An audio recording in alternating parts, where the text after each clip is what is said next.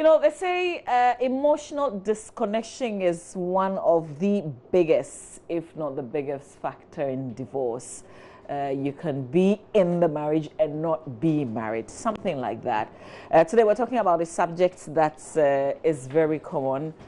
We can all relate once in a while. So let's have this conversation together and let's be open about it. It's our Relationship Friday, and I'm speaking with Elder Amos Kevin, and it's been a very long while. He's co-convener, Creative Couples Conclave. Mama Kathy will join the conversation in a bit as well. Good morning to you. Thank you for your time. It's good to see you. Good morning, Mama V. we are reconnecting. This is peace. Amen. Thank you. Okay, so this issue about emotional disconnection. You're married, but you don't necessarily feel the same about your spouse as you did in the past. What could be the issue? What's the possible? First of all, I've said that it is said that this is one of the single reasons why sometimes marriages don't make it. Is it true? How true is this? Oh, certainly it is. I mean, if you read the literature and you look at what has been published based on empirical data that is supplied, clearly emotional disconnect within relationships and broadly in marriage can be a major setback for the health of the union, and therefore will be an easy basis for somebody to move out of a relationship or from a marriage. But speaking about the issue of emotions, our emotions are really uncertain. They are unpredictable. And therefore, it can be anticipated that when people are in a relationship, they will not always be high-flying. There will be very low moments for those individuals. And it is in that moment of low feelings that the person now wants to be by themselves. They want to process. If the person is leaning more on the cognitive part, they want to think through, they want to process. And so it will not be an intentional decision to disconnect, but they're looking for space to process. For me, who is the observer, I can interpret that to mean disconnect. Okay. But for them, it may be space to process so they can put their thoughts together, and where there's the need to communicate, they can then communicate. Okay. For others, they do it intentionally to get their pound of flesh. It's a new bargaining chip. It's a strategy that they stonewall you so you can't get into their emotions, because love in this close range is profoundly emotionally entangling. Now, where a person is not able to emotionally draw from you, you dry up. And it's almost like a drudgery for you. It's a chore. Now, so because it looks like a chore, many would want to now avoid it. And this is where they begin to deny each other or defraud each other. So those two things occur. Deny and defraud. They deny. So they will deny you respect, they will deny you compliments, they will deny you affirmation, they deny all those kinds of things. And then they begin to defraud you. Defrauding means that they do that which is for you and give it to another party, and that party is undeserving really of what it is that you're giving them. So there's a need for us to interrogate this more deeply, and then be able to give it attention that is deserving. Now, when people don't give it attention, it festers like a festering wound. It becomes deeper, and the disconnect becomes more acute to the parties. And then distance is an obvious one, because you disconnect and there's distance. Distance is created, and when the distance lingers on for a rather long or protracted period of time, the other thing you're looking for is to say, well, let me just divorce. Because you say emotionally we are not connecting, but emotionally you've got to be connecting. And it is your duty to ensure that emotionally you are healthy. Some are emotionally very sick, but they won't admit it. And so their emotional malice then plays out in the relationship without they realizing. So they need somebody who observes this or experiences it to bring it to them as a mirror. It's not going to be a basis for conflict. It's going to be a basis for conversation. It's not going to be a period for us to justify who is right and who is wrong and nitpick. And when you nitpick in a relationship, clearly what you're doing is that you're giving the other party a reason to have defenses. And when I have a defense, how do you navigate your way through? You can't reach me. You see? So I won't give you respect. You also not give me affection. So what do we do? Well, why are we here? What's the point of you being in my company? You become a nuisance rather than a nice fellow in my space. Yeah. Let me just say at this point that Mama Kathy has joined the conversation, and straight away I just want to push it to you on this subject. Amos has said a bit. Let's talk about when you get into that state, like how do you know the person is going through something, you know, like is trying to process or whatever? How do you interpret, because you are the professionals, you work in this field, so you would know.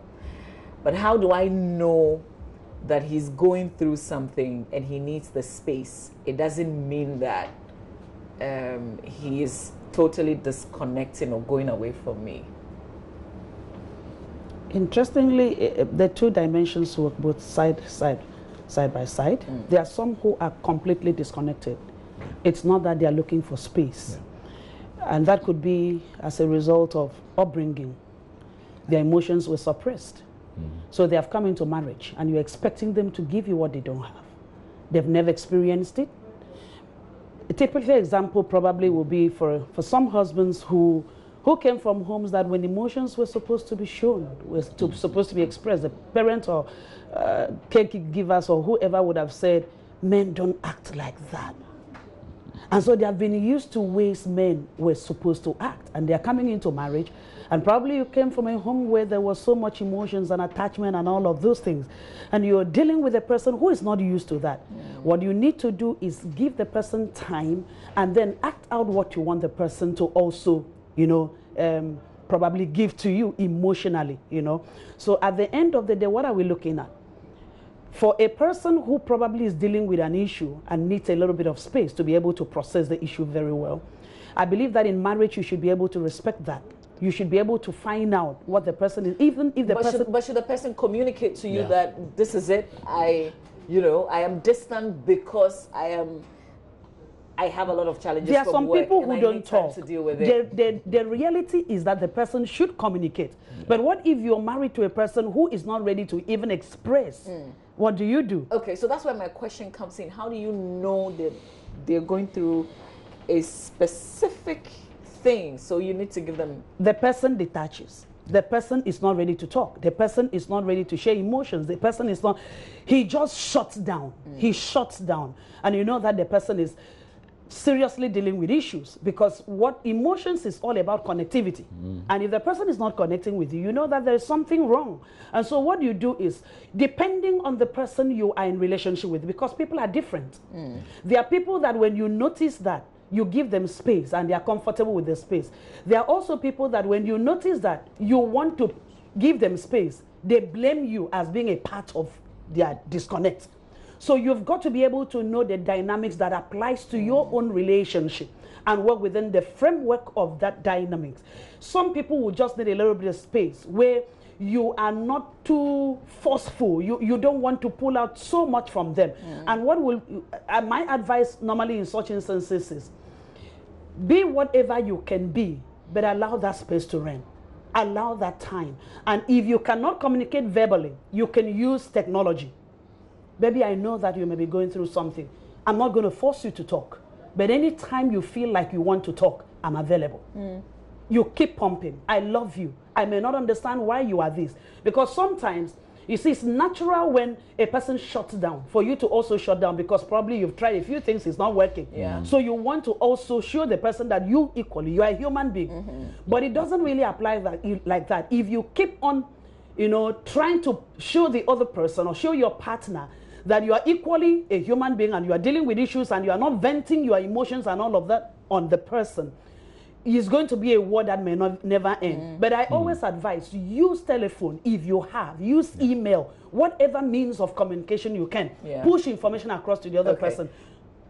So, Amos, I was just going to say that, following from what she said, use whatever communication to but can you, once the other person has disconnected, can you also be shifting and not even be aware, so that you are also off same way?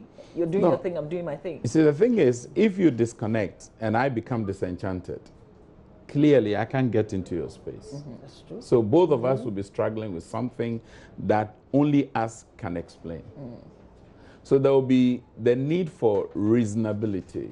We should be reasonable as adults, because see, relationships are entered into by people who mean well, who know what they're about, and they are willing to give rather than always get. Now, when we get into the space where you only look forward to getting, frustration is one step away from you. And so there's a need for you to ask yourself, what am I giving? What feedback am I giving? What impression am I creating? Because one of the big signs that you see a person is disconnecting is that they are now discomforted by your company. And because they are discomforted by your company, they pull away. And when they pull away, others pull away for you to pursue them. They are testing. So not all disconnect is negative. That's it. Some, like especially some women, not all women, they would deliberately pull away to see if the gentleman is going to pursue her. Does that always work? Because I'm thinking that. Well, I mean, some get it working, others don't get it. You know, the pursuit is a very important part of a woman's mindset and her design. And so when the man no longer pursues you, you feel frustrated. And you are rather now, it's flipped over and you are now pursuing him. It becomes a burden that you don't want to bear. And so there's a need for us to first identify what kind of disconnect are we dealing with. Is this disconnect aimed at getting me to wake up, to sit up? I've become laissez-faire. I've reneged on some kind of good trait that I had, and I've taken it for granted. Do I need to resurrect some some old good things that I was doing?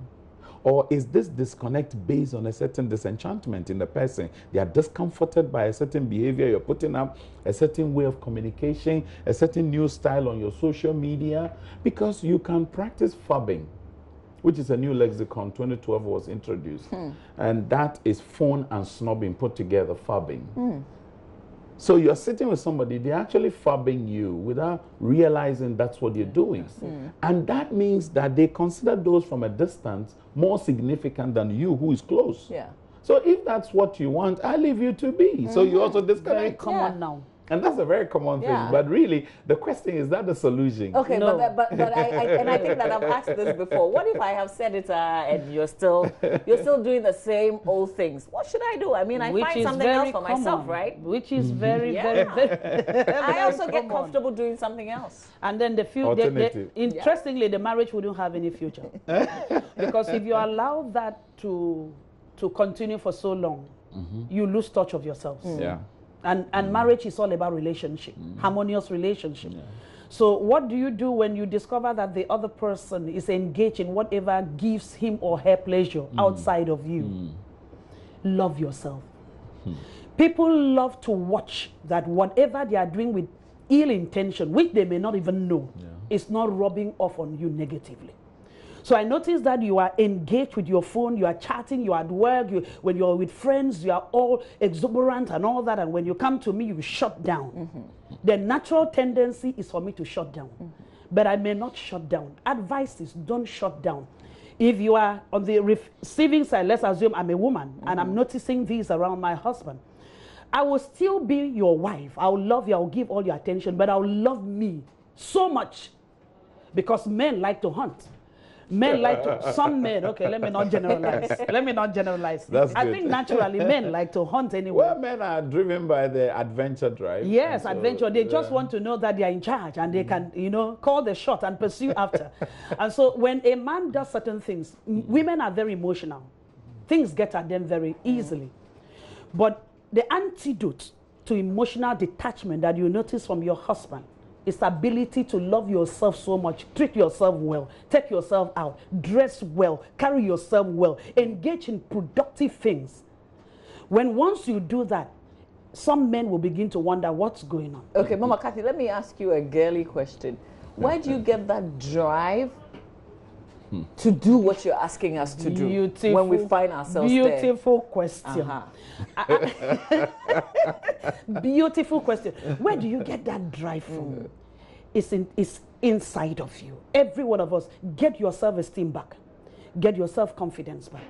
Settle the matters on your identity. Because most of these things is really what draws us to people and want us to get the validation of people. And most women are there waiting for who will tell them they are beautiful. Affirm yourself. Affirm yourself. Associate with people that can bring you to the best of the places you could possibly be. And then invest in yourself. I think it's much of what I have. If I believe I'm good enough, no matter what you do, you won't get at me. Don't come into marriage with a half tank looking for who to fill it up. When you do that, any little sneezing will get at you. If you are the woman or even the man, whichever case applies here. Come into marriage full. That yes, seasons will change because marriage has seasons and people are dealing with real issues here. And those real issues, if not handled well, can cause a shutdown. But let the shutdown not shut you down. Okay. All right. Okay, so Amos, I'll give you the opportunity because we're talking about how do you fix it. But let me just quickly, because we have very limited time, also activate the phone line so people can join us in the little time that we have. So give us a call, 0302-211-69102, 0302-211-69102. How do you solve this? No, you see, I keep going back to trying to identify the source of the disconnect. There are some individuals, the new change of work schedule can create a disconnect that they are not even aware of. You know, somebody's work requires them to constantly be checking something online. Even when he's home, he's still working from home. And so duty can be a major source of disconnect, especially for a workaholic. When they engross in task, they seek to achieve. They are driven by target. They are driven by success. So they naturally don't pay attention to the emotional needs of the person next to them. Because they are go-getters. But the sad thing is that when they go and get the trophies, the accolades, they bring it and they expect you to be their cheerleader. And then you also go, you can't respond. And where there are children, you can't even rally your children to celebrate. You haven't been involved in whatever it is he was chasing. Exactly. So there's a need for us to take note and identify the changes that are occurring. Once you identify the changes that are occurring, what adults do is to say, can we have a conversation? You don't go and say, can I talk with you? I want to sit you down. Please, you've got to sit down and pay attention to this thing. The way this thing is going, Charlie, I'm advising myself. I mean, the moment you go that route, clearly what you're doing then is you're giving this person arsenal to be defensive. And they're going to defend their own because they want to achieve. Because if he's underachieving, that can be a reprisal attack on him. And so I'd rather achieve than underachieve. You see? And then the other thing is that let's have a conversation. Structure the conversation in such a way that it sounds convenient to them. Okay. Not convenient to you. Because see, you're coming to draw my attention to something. I'm busy in my work. Can I say, are you free on, say, Tuesday or Wednesday? You are trying to appeal to them to still come and have a certain air of, I'm in charge. That's why when you're dealing with a male person, you've got to be careful. Their ego is something you don't want to detonate. Because when you do that, you get to the bad side of the person, and then they can shoot whatever, to borrow Mama Kathy's word, to shoot it down, you know. Whereas you had good intentions to have a good conversation. Now, so in that case, don't go as an accuser. Don't go and justify your own good deeds. People are very quick to say, well, you see me, I've always been buzzing and bubbling and energetic. I'm the engine of this relationship. I'm the emotional person here. You don't seem to have emotions at all. Some people are actually brooding through pain. Yeah. A sense of loss. When a man is confronted with a major decision, look, emotional flights are not things they will sit in. Because what confronts him is a decision to be made. And men who have cluttered mind, so much on your mind to chew upon. Look, he can't have emotions for you. Yeah. Unfortunately, the woman is going to try to relate with him as though she's dealing with women. Like you talk about girly stuff, girly talk. He is not a girl. Let me interrupt you. No. I'm sorry, Mama V. So if you don't share your issues with your personal person as a man because you have cluttered mind, you want to achieve, at the end of the day, are we moving anywhere? Are we making any progress? See, the man is actually, like I talked about it earlier, he's processing. Now, when his processes have not come to a termination point, he's not going to disclose. Okay, let me speak to Frederick, and Naomi will continue. Frederick Aqua is joining us from Obuasi. Fred, good morning to you. Yeah, good morning. Thank Mama. you for your call. Yes, sir. Let's hear you. I'm very well, thank you. By God's grace, I'm fine. In fact, I'm very much happy about this program. That's my first time watching the program because today I'm at home. Please, someone who is who has been who has been helped by a man before, and maybe you want to get in touch with that person, and the person is resisting us. Your panel were rightfully discussing. How do you associate yourself with that person, being a lady or a man, being hurt by another person? No, I don't quite get you. He's talking about someone who is hurt, and you want to reach out to them, and the person is closing up. Oh, okay, all right. So we'll address that. Thank you very much, Naomi. Naomi is in Swedro. Naomi, also good morning to you. Hello, Naomi. Okay, we lost you. Apologies there. Since you got that question. Well, I mean, clearly, people operate on a mindset that says once bitten, twice shy. So they will err on the side of caution, and particularly a person who you know has been hurt. They're going to be overly protective of themselves. Yeah. And so you need to give them double assurance for them to open up. For how long do you keep doing that? Oh, you've got to do it as long as they deserve it. What if you don't have? I mean, and that will be their test of you, and your resilience will help them. Because, you see, if a person is hurt double, their condition worsens. Yeah. And they may not get into the space of anybody again. So what you need to do is to respect their slow down signals they're giving you. Reduce your speed. You are energetic, you're excited, and they go like, go slow. Some accelerate and go ahead of their time.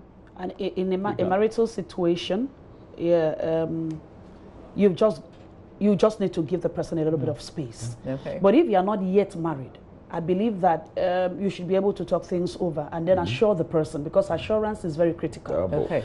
Let me speak to Esther and Kweku. Esther is in Akuse. Good morning to you, Esther. Hello, Esther. Good morning. Good morning. Yes, let's hear you. Yeah, good morning. Good morning, good Esther. morning. Please this turn down. This is my first time. Okay, Esther, turn down the volume on your television set so we can have. Okay. We don't get the I've feedback. done that, please. Okay, please go ahead.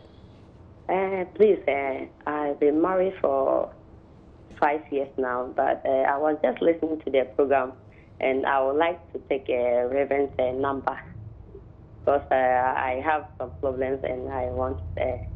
Okay, so that all right. So we will wrap up very soon. As soon as we do, please call the number again. Okay. Let's speak to Kweku. Kweku is calling us from Spintax. Kweku, good morning. Hello, Kweku. Hello. Yes, Kweku, you're on air. Go ahead. Yeah, good morning. Good morning. Kweku, you have to turn down the volume on your television set for me. You have to turn down. Yeah, this is Kweku Luther calling from Spintax. Kweku, turn down the Yes, volume please. on your television set. Otherwise, we'll keep getting Yes, the please. feedback. Can you hear me, please? Now I can hear you. Go ahead. Yes, please. This is Kwekulita calling from Spintax. Okay. Yeah. I want to make a point or contribute to your discussion. Please do. Yeah. My case is, let's say you are in a relationship with a woman, and then, hello? Kweku, you're on air. We're listening. Yes, please. You are in a relationship with a woman, but and then you seem to be gelling well, but there's one single point that keeps creating problems between you, and then usually it is like the woman expects much from you. She expects certain things from you, but you come to realize that in most instances she expects from you. But when you observe certain things about her and you advise her to make amends, she's reluctant to do that. That is one. And also, she expects from you, but you actually observe that she is not ready to compromise on certain things to please you. So in that situation, what do you do? Okay. But are you changing as she prompts you? Is the other partner giving in? Say again, please. So you're talking about the other side, as in the woman, but is the man also making adjustments as she brings the issues up? Exactly, yes. Okay, so he is, but she is not. The man tries to do, but it's like the woman really does not appreciate it that much. So is it the man who? Let me come out this way. Okay. As a man, sometimes what happens is when I have a problem, or even if a woman complains about something, I may not directly tell the woman that I am doing this or that, but I make it up or reflect in my actions. For instance, if she complains about an action from me, then I will just make sure that it doesn't reflect in my deeds again. Okay, all right, I get you. Okay, so we're going to address that. Thank you very much, Quick. Unfortunately, we can't take any more phone calls, so let's deal with these issues and then wrap up.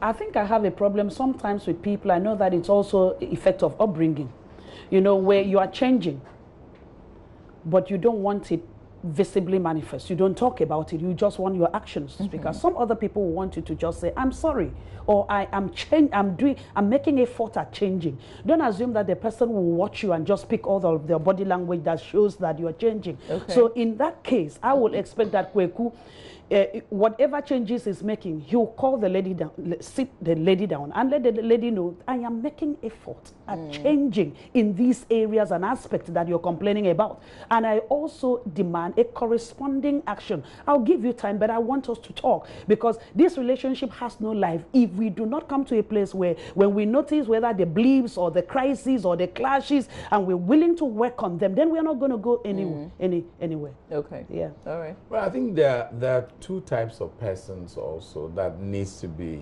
taken into consideration. There are those who are verbal and there are those who are actors. They want to do, they're doers. They do things without saying it. Others say it without doing it. And so we've got to understand that when such persons come into contact with each other, there'll be clashes. Whereas you're expecting it to be said, I'm expecting it to be done. You don't have to tell me you're doing it. I just observe and I take note that you're doing it.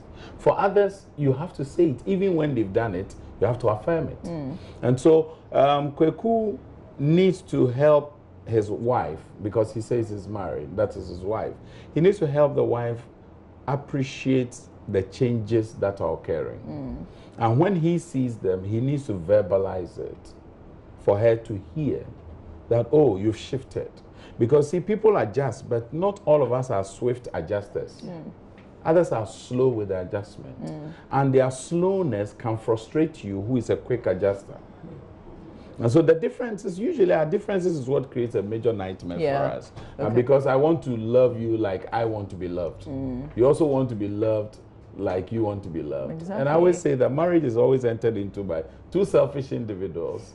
And unless they strenuously work to be selfless, the marriage will not work. Yeah, let's finish off quickly with some telltale signs of emotional disconnection, so that at least it will be on our minds and we'll be aware. Yeah. Yeah, you could see the person withdrawing affection, withdrawing gifts, not wanting to spend quality time again. You could see the person not wanting to talk. Some people in marriage withdraw sex. They get to the height where they withdraw their sex. Some will not even notice. You want to engage them. You realize that they shut you down or they move away. So you notice that things that you were doing before together no more interest the other person. And sometimes you realize that the person is exuberant out. But when it comes to you in the house, the person closes up on you. Okay. So you discover that this isn't just there. Or you make demands and the person seems disenchanted. He's not just interested. Yeah. Okay. Yeah. All right. Quite a number of them, but a few of them. Well, I mean, clearly there are people whose disconnect would only be seen in the alternative that they have taken.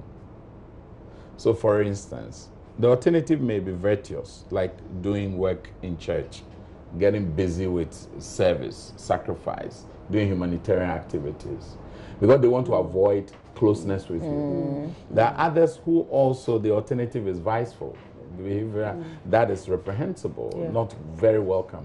So they take to social media, they are soliciting for all kinds of things that are very detrimental to the union. And so I always say that you should not have an alternative to your spouse. The moment anybody has an alternative to the spouse, whether it's for conversation, for companionship, for company, for care, whatever it is, your marriage is gone. Okay, all right.